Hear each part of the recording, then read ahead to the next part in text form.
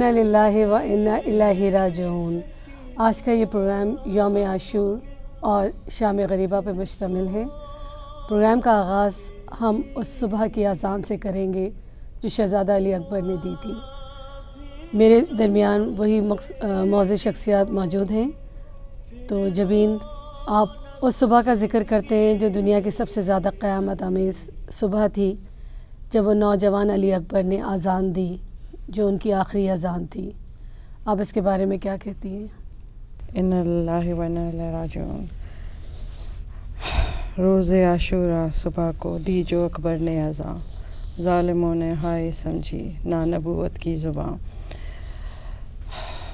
وہ صبح جو اس ماہ روح بنی ہاشم کے سورج کی اذان سے شروع ہوئی، اور اس کے بعد قربانیوں کا ایک سلسلہ جسے ننھے جوان علی اکبر سے ننھے علی اصغر تک ایک کے بعد ایک سب شہادت کا جام نوش کرتے رہے، اور ہمارے مظلوم امام حسین ایک ایک لاشا خیموں تک لاتے رہے،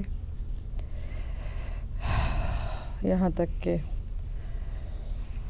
عصر کا ٹائم آ پہنچا اور امام کی اپنی شہادت کا منظر جو بی بی نے خیمے سے کھڑے ہو کے دیکھا، اس پورے دن کو لفظوں میں بیان کرنا گویا اس کی ساتھ ناانصافی کرنا ہے بیان کے ساتھ، کیونکہ اس کو کیا نہیں جا سکتا، ان جذبات کو، ان قربانیوں کو لفظوں میں بیان۔ میں آپ کو کب سے ہی کہوں گی کہ وہ اس سلسلے کو تھوڑا اور بڑھائیں۔ جب صبح بیرد آئیے زینب آیا ہوئی، جب صبح بیرد آئیے زینب آیا ہوئی، ہمراہ شب سپاہ کواکب رواں ہوئی، رواں طبلِ جنگ بجنے لگا یا اذاں ہوئی، رواں طبلِ جنگ بجنے لگا یا اذاں ہوئی۔ جیسا کہ بھی آپ لوگوں نے سنا کہ جب صبح نمودار ہوئی روز عاشورہ کی، گلدستہ اذان پر شبیہ رسول شہزادہ علی اکبر نے آ کے اذان دی، ایک کوہرام برپا ہو گیا۔ یہ اکبر کی آخری اذان تھی۔ ماں کے دل کو خبر تھی کہ اب یہ آواز دوبارہ سننے کو نہیں ملے گی، یہ صورت دوبارہ نظر نہیں آئے گی۔ امام نے نماز ادا کروائی، سب نے باجماعت نماز پڑھی،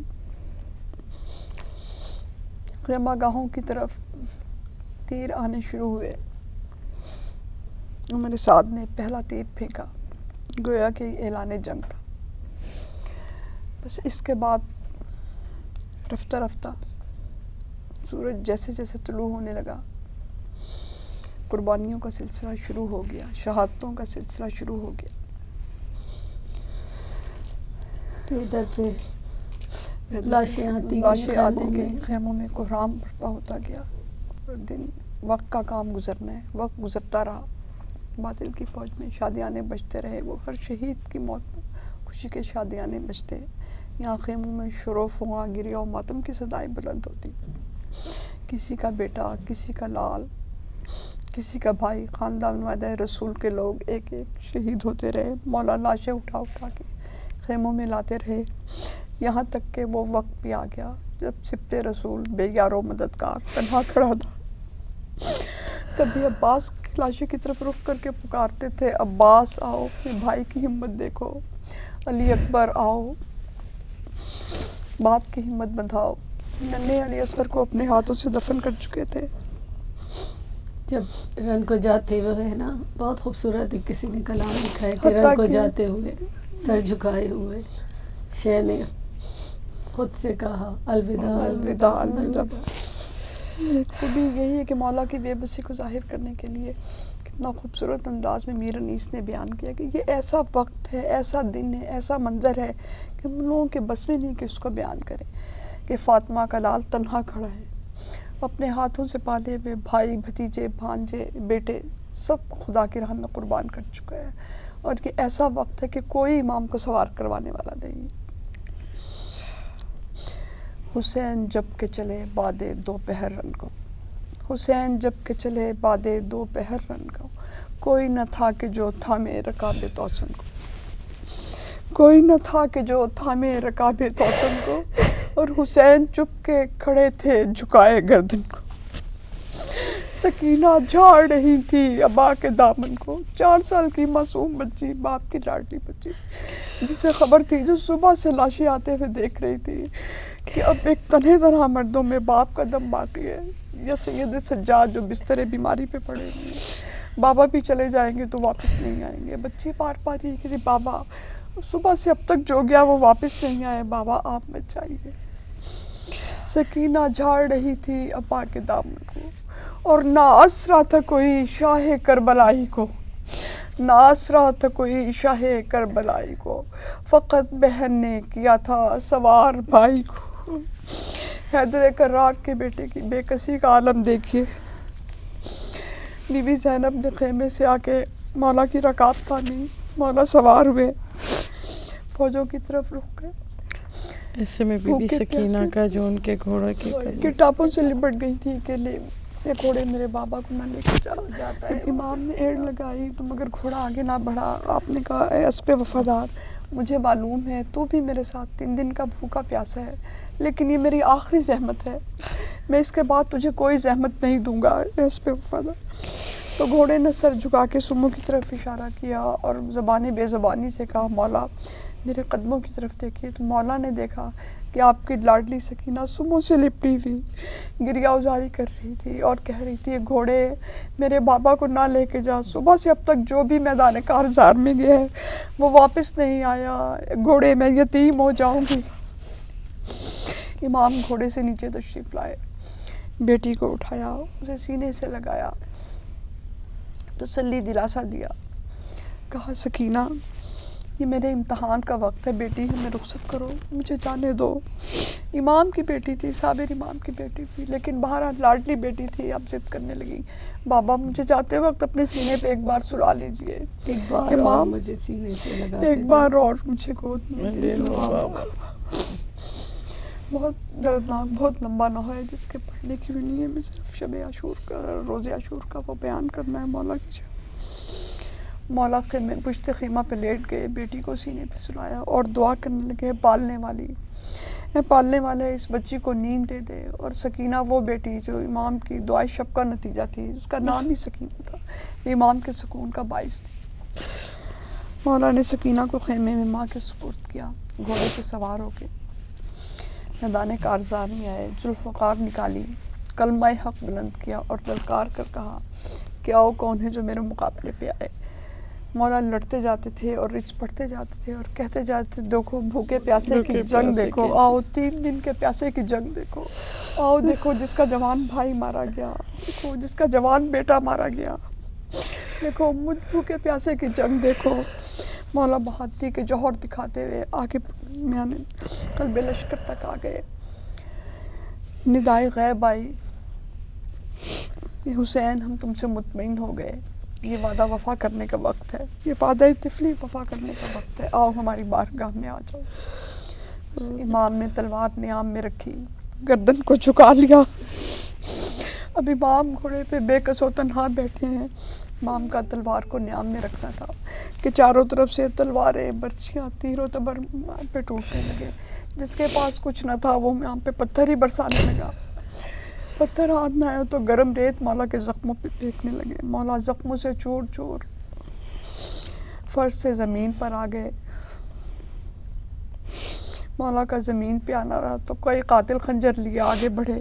ایسے میں تو کوکب وہ جو روایت ہے کہ مولا جنازین پہ تھے نہ زمین پہ تھے، مولا تیروں پہ مولک تھے۔ اور یہ سب ان کی بہن زینب بی بی زینب نے کہا تھا نا کہ یہ اے زمین اتنی اونچی ہو جا کہ میں اپنے بھائی کو دیکھ سکوں، در خیمہ سے دیکھ سکوں، تو وہ تل زینبیہ جو ہے نام سے مشہور ہے۔ اور مولا نے یہ دعا کی تھی کہ اے زمین اتنی نیچے ہو جا کہ میری بہن نہ دیکھ سکے۔ اور مولا کا روزہ و قتل کا اسی طرح سے نیچے ہے، نشیب میں۔ ایسے میں قاتل کا وہ خنجر لے کے کون خنجر لے کر وہ خنجر اور 17 ضربیں شاید 13 ضربیں کتنی 13 ضربیں لگائی تھی. قاتل کئی کھڑے ہوئے آ کر قریب قریب، ایک بولا آنکھ ابھی ہے کھلی ہوئی، ایک بولا ہاں، ایک بولا ابھی نہیں. ایسے میں جب آپ وہاں کبھی ٹیلہ زینبیہ پہ جب جا کے دیکھیں تو وہ، حالانکہ اب تو ظاہر ہے وہ چینج کافی ہے، لیکن وہ اس منظر کو اب بھی جیسے آنکھوں میں آ جاتا ہے سوچ کے کہ بی بی کہ کہاں بی بی کہاں کھڑی تھی، کس طرح انہوں نے سیدہ کی بھائی کا بیٹی دیکھا. منتیں کر رہی تھی ایک کہ میں بھیک مانگتی ہوں، مجھے دے حسین کو. بی بی نے یہ تک الفاظ ادا کیے اور ایسے میں کہ علی کی بیٹی پہ یہ وقت آ گیا تھا کہ وہ قاتل سے بھیک مانگ رہی ہے کہ فاطمہ کے لال کو مجھے دے دے. ایسے میں کئی روایتوں میں ہمیں بی بی سیدہ کا وہاں موجود ہونا ملتا ہے کہ مولا نے کہا تھا نا کہ اے شمر تو میری ماں کی انگلیاں زخمی ہو جائیں گی تو جلد مجھے ذبح کر دے. شمر نے کند خنجر سے اور پس گردن سے میں وار کرنی شروع کیا. 13 ضربوں میں مولا کا تن سے جدا کیا. زمین کو گہن لگ گیا، سیاہ آندیاں آنے لگی، سورج گہن لگ گیا، زلزلہ آ گیا. اسے امام زین العابدین جب گھبرا کے بیبیاں ان کے خیمے میں آئیں تو آپ نے خیمے کا پردہ اٹھا کے دیکھا، آواز دی السلام علیکہ یا ابا عبداللہ. امام کا سر نوکے نیزہ پہ بلند. بس وہ اس وقت کا میرے پاس ایک چھوٹا سا کلام ہے، بہت خوبصورتی سے کسی نے اس کو بیان کیا ہے. جب بی بی اور امام حسین کا آپس میں 70 قدم کا فاصلہ تھا، میں آپ لوگوں کو پیش کرتی ہوں کہ 70 قدم کا فاصلہ بھائی بہن میں تھا. یہ اس وقت کا واقعہ ہے کہ جب سب شہید ہو گئے تھے اور رات کو ایک نقاب پوش جب آئے ہیں تو انہوں نے بی بی نے کھڑے ہو کے کہا کہ آپ کون ہیں؟ تو جب مولا علی نے اپنا نقاب ہٹایا تو بی بی باپ کے گلے سے لگ کے، ویسے بھی باپ اور بیٹیوں کا معلوم ہے آپ کو بہت ایک دوسرے سے محبت ہوتی ہے، تو بی بی نے بھی مولا علی کے گلے سے لگ کر یہ سارا بیان کیا کہ انہوں نے کیا کیا دیکھا تھا. انہوں نے بتایا اپنے والد کو کہ 70 قدم کا فاصلہ بھائی بہن میں تھا. زینب لپٹ کے باپ سے دیتی رہی صدا کہ 70 قدم کا فاصلہ بھائی بہن میں تھا. ظالم میرے حسین کے سینے پہ تھا سوار، گن گن کے کر رہا تھا وہ پیاسے گلے پہ وار. ہنستا تھا بار بار لئیں میرے بین پر، ہنستا تھا بار بار لئیں میرے بین پر. خنجر چلا رہا تھا میری سمت دیکھ کر، آنکھوں کے سامنے میرے بھائی کا سر کٹا. 70 قدم کا فاصلہ بھائی بہن میں تھا. ہر وار پر صدائیں دی زہرا کے چین نے، غازی کو 13 بار پکارا حسین نے. جانے بطول کو بھی بچانے نہ آؤ گے، بھائی ہماری لاش اٹھانے نہ آؤ گے. بھائی کی ہر صدا پہ یوں تڑپا تھا با وفا، 70 قدم کا فاصلہ بھائی بہن میں تھا. خنجر رواں تھا خلق پہ خوں خلق سے رواں، رکھتی تھی اپنا دکھ میں چھپائے ردا کے ساتھ. خنجر کو صاف کرتا تھا وہ شیکی ابا کے ساتھ. بھائی تھا میری خاک پہ بے جاں پڑا ہوا، 70 قدم کا فاصلہ بھائی بہن میں تھا. بوسائے گاہ جہاں رسول بوسے لیا کرتے تھے، بوسائے گائے رسول جب ذبح کر چکا، زلفوں سے سر اٹھا لیا میرے حسین کا. اس بات پر بھی ظالموں کے دل نہیں بھرے، سیدانیوں کے موت کے اسباب یوں کیے، سر کو درے خیام پر لا کر گرا دیا. 70 قدم کا فاصلہ بھائی بہن میں تھا. یہ بہت طویل ہے مگر اس بات سے یہ اندازہ ہوتا ہے کہ کتنا ظلم تھا اس وقت. ایک کند خنجر لے کر اس نے 13 وار کیے اور مولا اتنے شدید زخمی تھے کہ ان کا کہتے ہیں کہ لاشانہ زمین پہ تھا. اور ایک اور روایت میں آپ لوگوں کے ساتھ یہاں شیئر کرنا چاہوں گی. ہم سب زیارتوں پہ گئے ہوئے ہیں، مقام امام زمانہ آپ لوگوں نے سب نے دیکھا ہے، مقام امام زمانہ، یہی بات بالکل کہنے اور قتل گاہ آپ لوگوں نے دیکھی ہے کتنی دور ہے. تو کہتے ہیں مقام امام زمانہ وہ مقام ہے جہاں پہ زین زین سے مولا نیچے گرے تھے، میں بھی اور یہ شمر لعین نے وہاں سے زلفوں سے مولا کو پکڑ کے لے کے گیا تھا. وہ اس پہ وہ ہے نا اس مقام پہ کیوں عسکری کا چین گرے، یہ وہ جگہ ہے جہاں زین سے حسین گرے. وہ اب جتنی دفعہ آپ اس جگہ کو دیکھتے ہیں مطلب اتنی تکلیف ہوتی ہے سوچ کے کہ وہ مقام کہاں ہے اور قتل کا کہاں ہے، اور کس طرح سے امام وہاں سے یہاں تک پہنچے ہیں. کئی دفعہ اٹھے گرے، زمین پہ چلے، کوہنیوں کے بل چلے، کس طرح وہاں تک پہنچے کس اور طرح پھر سے آخر میں ملعون نے زلفوں سے. زبان میں وہ طاقت نہیں ہوتی ہے کہ بیان کر سکے کہ کیا کیا ستم کیے گئے. یہ تو شام تک، ظہر تک، عصر تک تو یہ سب ہو گیا. اس کے بعد اصل تکلیفیں بعد میں شروع ہوئیں. خیمے فوراً ہی خیمے لے آئے تھے آگ لگانے کے لیے، خیمے جلا دیے. امام شادیانے بجنے لگ گئے تھے، ان میں فتح کے سمجھے کہ ہم نے جنگ جیت لی ہے، ہم نے شہید کر کے آ کے خیموں کو آگ لگائی. بیویاں بچے روتے ہوئے ایک خیمے سے دوسرے خیمے میں بھاگتے تھے، دوسرے خیمے سے تیسرے میں. اور جب تمام خیمے چل گئے، جناب زین العابدین کے خیمے میں جناب زینب تشریف لائی اور آپ نے کہا بیٹا تم امام ہو، امام وقت ہو، اب ہمارے لیے کیا حکم ہے کہ ہم جل کے مر جائیں یا خیمہ چھوڑ دیں. تو آپ نے فرمایا تھا پھوپھی اماں میں امام ہونے کی حیثیت سے آپ کو حکم دیتا ہوں کہ پردہ سخت ہے، آپ جان بچائیں، جان بچانا ضرور. اور امام کی پشت سے بستر کھینچ لیا.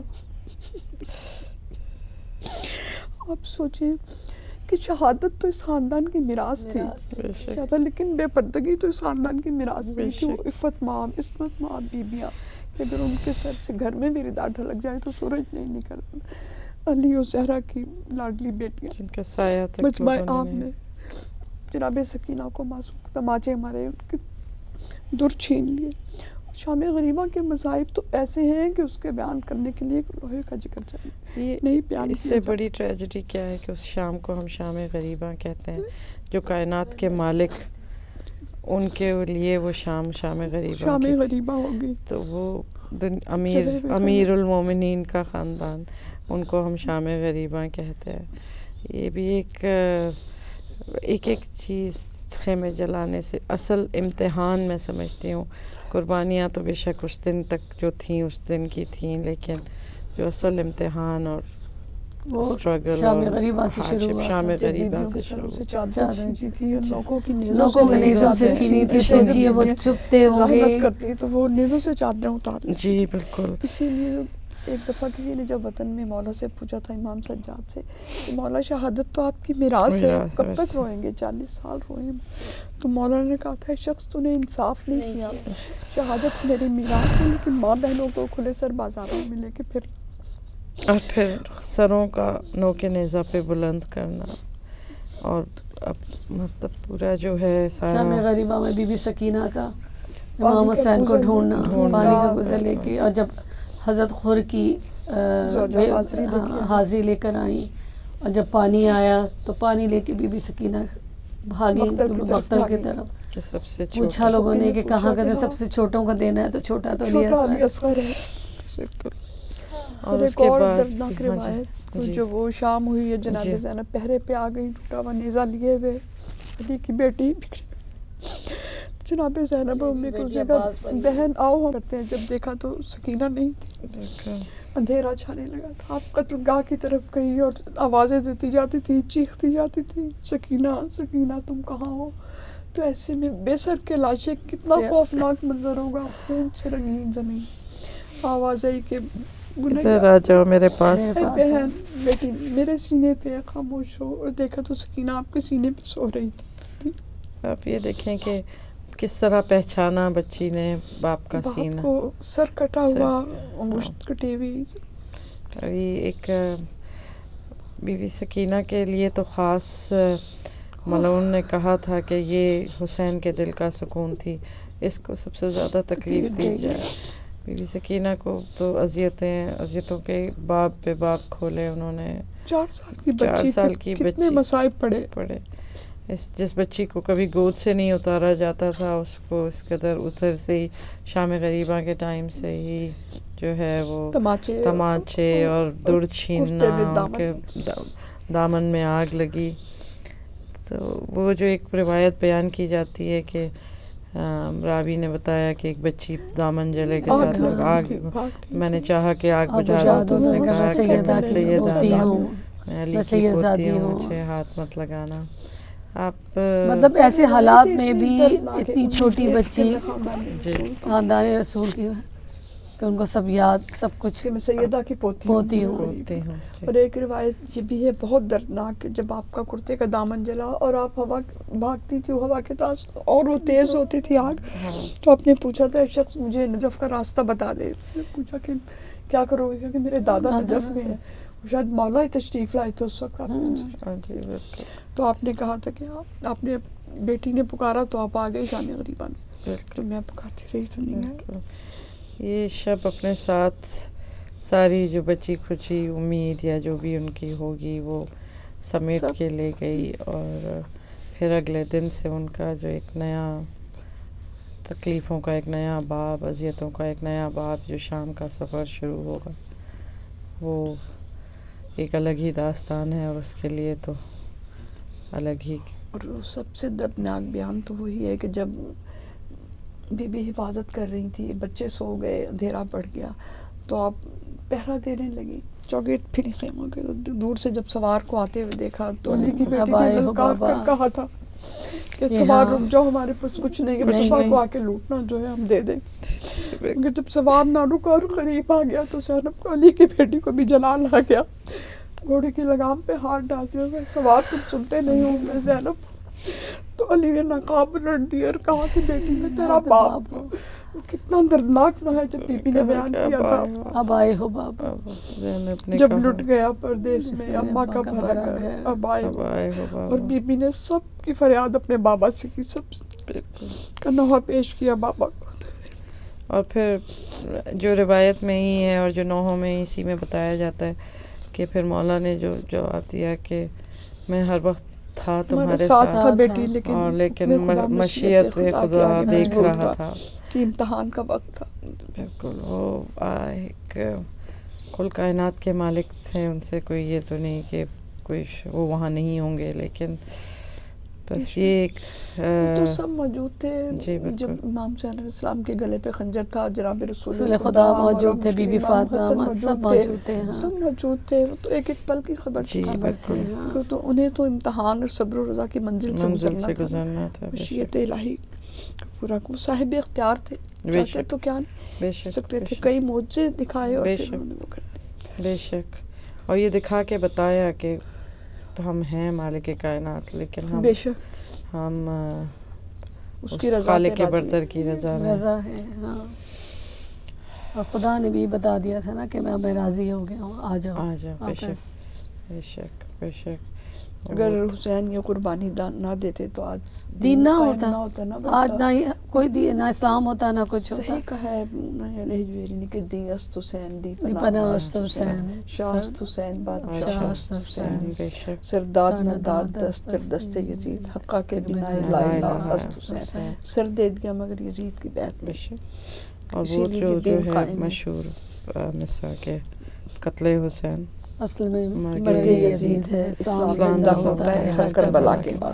بے شک کہ امام نے اپنا سر دیا لیکن اسلام کو ہمیشہ کے لیے زندہ کر دیا. ورنہ جس طریقے سے یزید اس زمانے میں اسلام کا پرچار کر رہا تھا، کعبے میں اس نے گھوڑے بنوا دیے تھے، حرام محمدی کو حرام شراب اور یہ سب کچھ. اگر امام حسین یہ سب نہ کرتے تو اس وقت دین نہ بچا ہوتا. بس اس کے ساتھ ہم یہ دعا کرتے ہیں کہ مولا ہمارے قلیل سے ذکر کو قبول کر لیں، الہی آمین، اور ہمیں توفیق دیں کہ ہم اس سے بہتر ذکر اور بہتر طریقے سے حق ادا کر سکیں. اور یہ کہ ختم ہے امتحان، اور ہمیں یہ شعور بھی دے کہ ہم ہر سال اسی طریقے سے